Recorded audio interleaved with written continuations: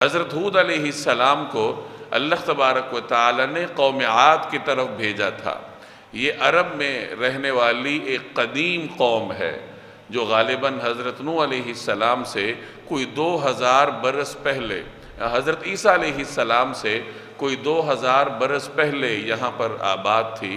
اللہ تبارک و تعالی نے انہیں مختلف طریقوں سے نوازا تھا۔ ان کے اصل وطن کا نام قرآن کریم نے احقاف ذکر کیا ہے۔ احقاف ٹیلوں کو کہتے ہیں۔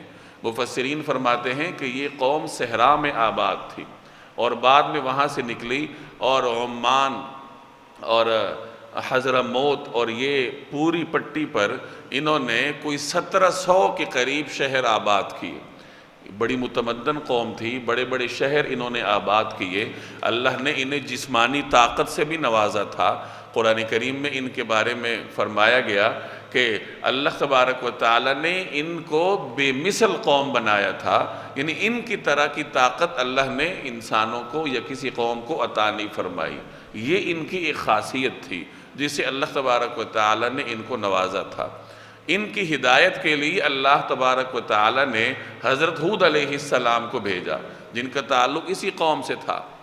قوم عاد کے بارے میں آتا ہے، مفسرین فرماتے ہیں کہ ان کا ایک عام آدمی بھی تقریباً 18 فٹ کا ہوتا تھا، اور بعض حضرات نے 120 فٹ کا بھی فرمایا کہ ان کے قد و قامت 120 فٹ تک بھی پہنچے تھے۔